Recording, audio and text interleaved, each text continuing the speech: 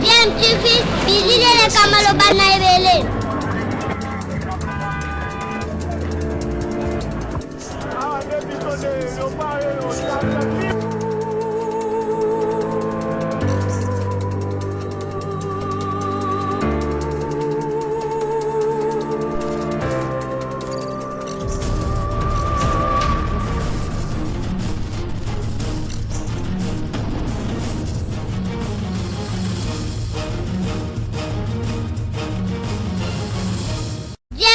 toujours un enfant. Vous êtes sur DMTV, bonjour, nous sommes heureux de vous savoir nombreux en train de nous suivre en ce moment. Vous le savez, l'actualité reste dominée par cette pandémie à virus Covid-19.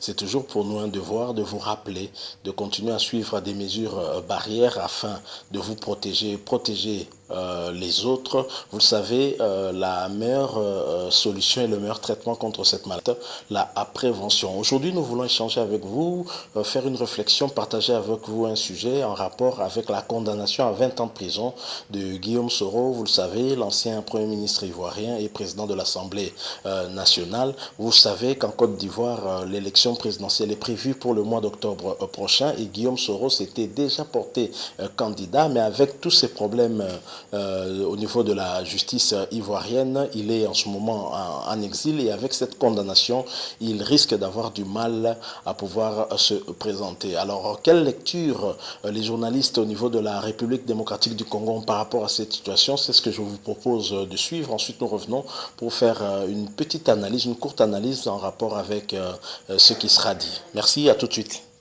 Avec Gabi Kouba pour ce troisième numéro. Bonjour, bienvenue à vous. Bonjour Serge, bonjour à tous ceux qui nous écoutent. Allez, on va parler également avec Claude Molissokaïmbe. Claude, bonjour. Bonjour Serge, merci de l'invitation. Très bien. Gabi, je commence par vous. Côte d'Ivoire, la peine elle est très lourde. 20 ans pour Guillaume Soro, l'ancien leader de Force Nouvelle, allié de Ouattara dans la crise post-électorale en Côte d'Ivoire, je crois 2010-2011. Aujourd'hui, Ouattara devient l'ennemi juré. Soro devient l'ennemi juré de Ouattara. C'est une peine prononcée à l'absence de Soro lui-même, mais aussi à l'absence de ses avocats. Je ne suis pas surpris. Parce que la situation de la Côte d'Ivoire est exactement celle de la RDC où on voit des alliances contre nature.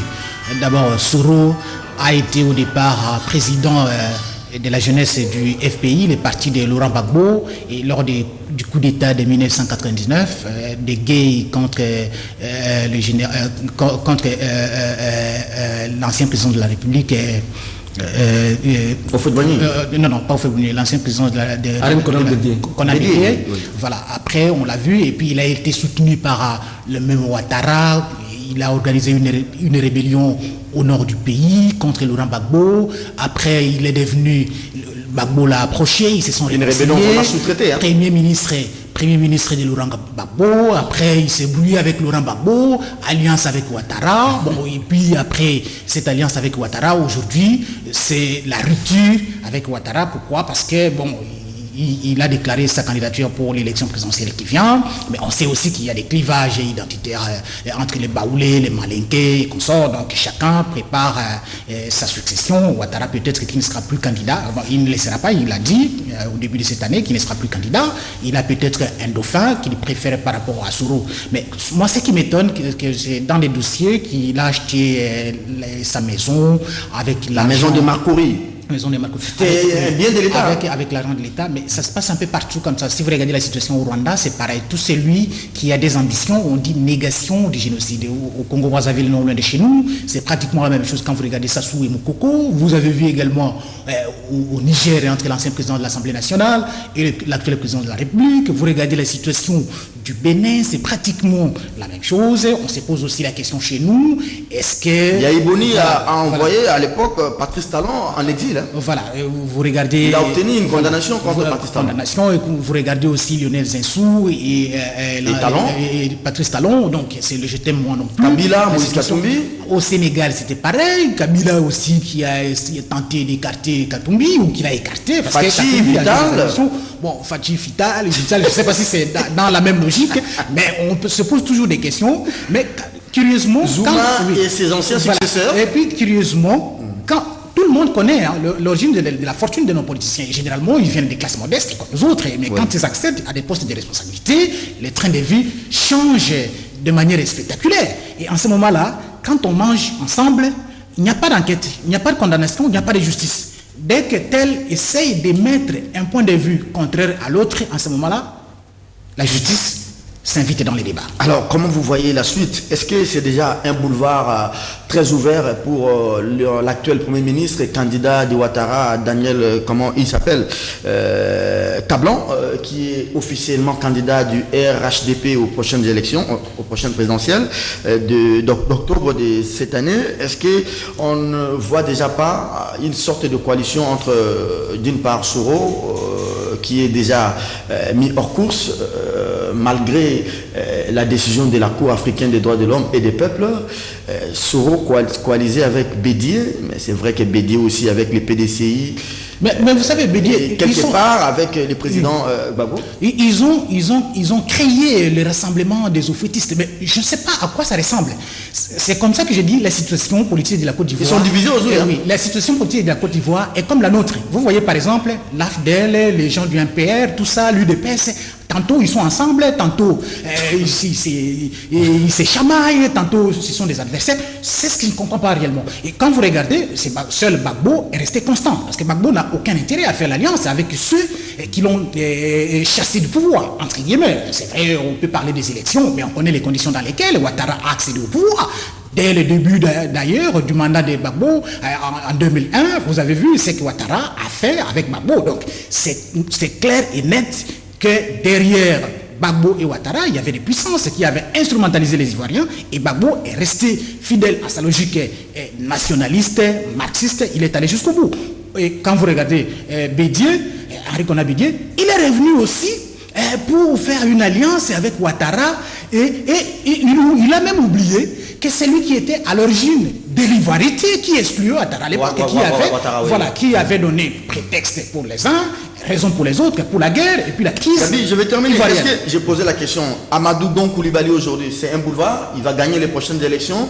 Il est du Nord, un peu comme Ouattara est du Nord, un peu comme, comment il s'appelle, Guillaume Soro. Oui, mais les Malinqués du Nord, mais que disent les Baoulés du Sud? Est-ce qu'on peut envisager aussi une autre alliance contre nature entre Gbagbo et Bédié, et Soro. Hypothèse et Soro, c'est un peu difficile, cette architecture politique, c'est compliqué, il y a du n'importe quoi et on ne comprend pas, donc je peux dire que le plus fort va l'emporter, tout dépendra de ce que les Ivoiriens eux-mêmes auront décidé, mais on sait que derrière chaque candidat, il y a aussi des forces obscures qui jouent en faveur de X ou Y. Très bien. Claude Molichot, bienvenue encore une fois. Merci. C'est vrai que Gabi l'a soulevé, il y a des problèmes ethniques. Vous allez voir par exemple, Ouattara c'est un Maléké. Hein. Ah oui. Ouattara c'est un Maléké. Bon, on fait des accords. Un Maléké qui gère pendant 2 ans, 2 mandats. On donne aussi les mandats à un Sénoufo comme Amadou Gon Coulibaly. Mais vous avez aussi un autre Sénoufo qui est Ouattara, comment il dit, Soro, qui est du Nord aussi. Mais peut-être pas. Mais vous avez aussi les Baoulés du Sud. Et les Baoulés du Sud, mais qui n'a peut-être pas la même base que M. Amadou Gon Coulibaly. Comment vous voyez la suite de ce processus électoral? Est-ce que nous ne risquons pas de connaître une crise? Parce qu'hier, les nordistes avaient dit, coalisons-nous avec comme base arrière les Faso pour attaquer Gbagbo, soi-disant que les nordistes étaient exclus. Mais aujourd'hui, j'ai comme l'impression que entre les nordistes eux-mêmes, sont divisés, et ça ne fragilise pas leur pouvoir face aux sudistes. Bon, ce sont les intérêts. Hein. Bon, moi, je précise ici, pour compléter Gabi Kouba, que Guillaume Soro a déclaré haut et fort, à travers, par le canal de son porte-parole, qu'il est toujours candidat à l'élection présidentielle de 2020. Moïse Katoum, il le disait aussi. Il est candidat. C'est une posture politique. Il attend le déconfinement pour atterrir à Abidjan et afin de battre campagne et de réactiver sa base. Donc il est toujours candidat. Et vous savez qu'une autre force, c'est au niveau de l'ancien président ivoirien Henri Konan Bédié, qui est, on dirait aujourd'hui, un électron libre à la recherche de quelqu'un avec qui il peut nouer des alliances. Moi je pense que, et Vous savez ce qui s'est passé à la CPI. Laurent Gbagbo, avec son ami Charles Blé Goudé, sont acquittés. Oui. Mais ils ne peuvent pas quitter la zone européenne. Oui. Mais ils sont là. Bon, les indemnisations, c'est un autre dossier. Mais sur le plan politique, Gbagbo, c'est une force aujourd'hui. Il cherche des personnes ou des personnalités avec qui ils peuvent nouer des alliances, comme Henri Konan Bédié, comme Guillaume Soro. Et Guillaume Soro a déjà noué des relations avec, secrètement avec Gbagbo. Voilà, nous sommes de retour. Vous avez suivi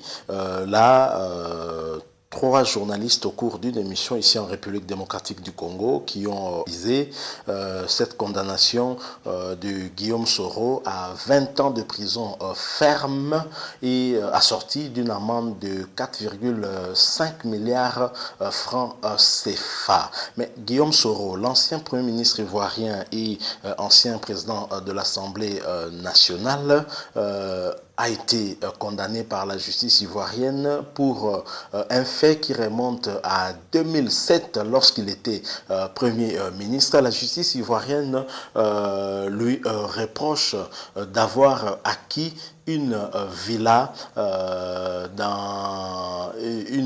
dans un quartier résidentiel UP de Abidjan, donc la résidence de Marcory. Et donc cette résidence qui a coûté 1,5 milliard francs CFA, soit environ 2,3 millions d'euros. Et donc la justice ivoirienne estime que Guillaume Soro a acquis cette villa avec de l'argent public, de l'argent du contribuable ivoirien, et donc l'a condamné à 20 ans de prison ferme à ce 4,5 milliards. Mais ce n'est pas tout, et Guillaume Soro est privé de ses droits civiques, notamment il ne pourra pas se présenter à aucune des élections durant une période de 5 ans.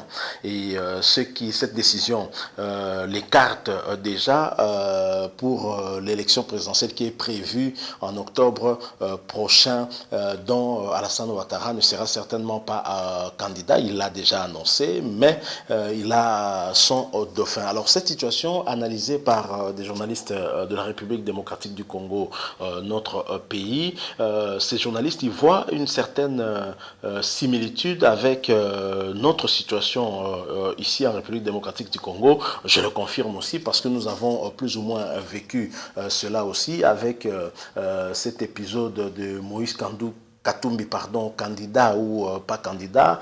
Moïse Katumbi, vous le connaissez certainement. Il est le président d'un des meilleurs clubs ici en Afrique, le tout-puissant Amazembe. Il a été gouverneur du Katanga, de la province la plus riche de la République démocratique du Congo.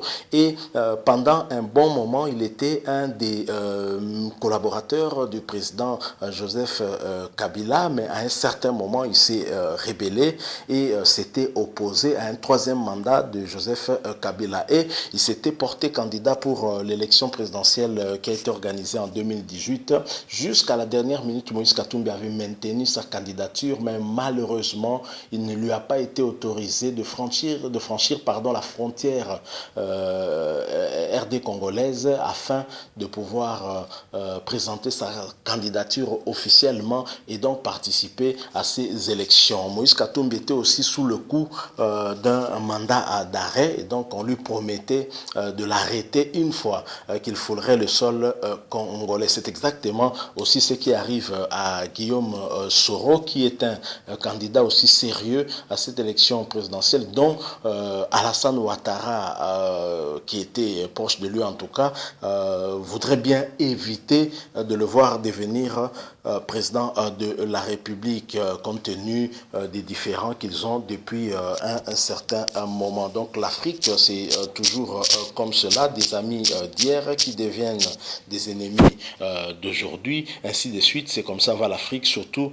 l'Afrique sud-saharienne.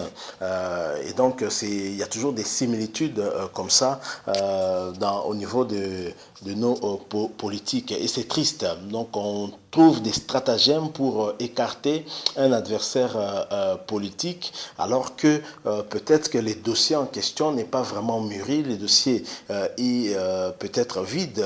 Et d'ailleurs, à ce propos, l'entourage de l'ancien Premier ministre Guillaume Soro avait justement eu à expliquer qu'effectivement, l'argent qui lui avait permis d'acheter cette résidence était de l'argent dont la source était connue de tous, puisque obtenu à la suite du dédommagement qui leur avait été accordé par le gouvernement Laurent Gbagbo à la suite des accords de paix de Ouagadougou en 2007. Et donc plusieurs personnalités ivoiriennes et étrangères dont les biens avaient été dégradés par les patriotes ont été dédommagés. Il n'y a pas que Guillaume Soro, il y avait également l'épouse du président Blaise Compaoré, Madame Chantal, il y avait également le président actuel ivoirien Alassane Dramane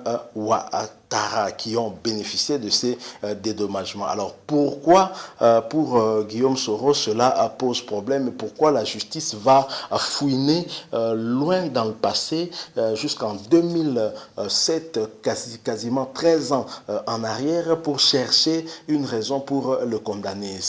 L'explication est simple, c'est l'objectif est de l'écarter pour octobre prochain afin qu'il ne puisse pas participer à l'élection présidentielle. Et ce qui nous choque, ce qui nous rend un tout petit peu triste, sans pour autant défendre Guillaume Soro, nous connaissons un peu comment les choses se passent ici en Afrique. Les opposants d'hier qui deviennent des chefs d'État aujourd'hui et qui se transforment en dictateurs, pire même que les dictateurs qui ont été chassés. Nous connaissons tous dans quelles conditions Laurent Gbagbo a été chassé du pouvoir et avec l'aide des Français, Alassane Ouattara est devenu président.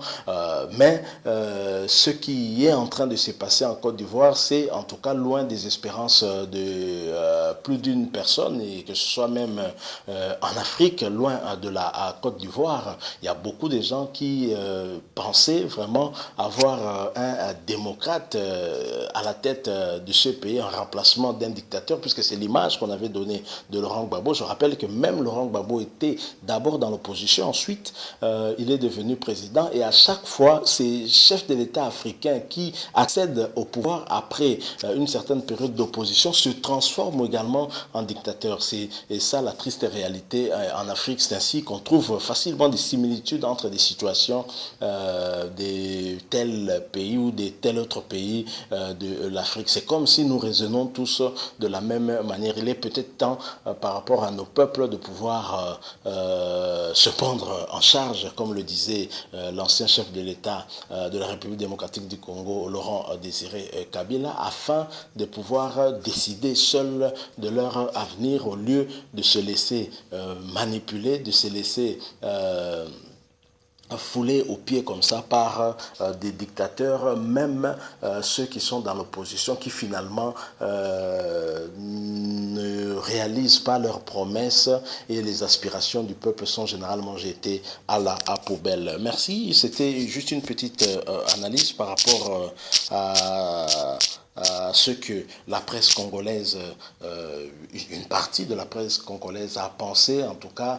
de cette condamnation de Guillaume Soro à 20 ans de prison ferme, assortie d'une amende de 4,5 milliards de francs congolais, aussi avec interdiction de pouvoir, par exemple, se présenter à l'élection présidentielle. Nous arrivons à la fin. Je rappelle que vous êtes sur DMTV, abonnez-vous, cliquez également sur la cloche qui va apparaître pour être désormais notifié de nos prochaines vidéos. Nous vous rappelons également que le coronavirus est une réalité. Ici, chez nous, nous avons tendance à minimiser cette maladie, à penser que cette maladie ne frappe que aux États-Unis.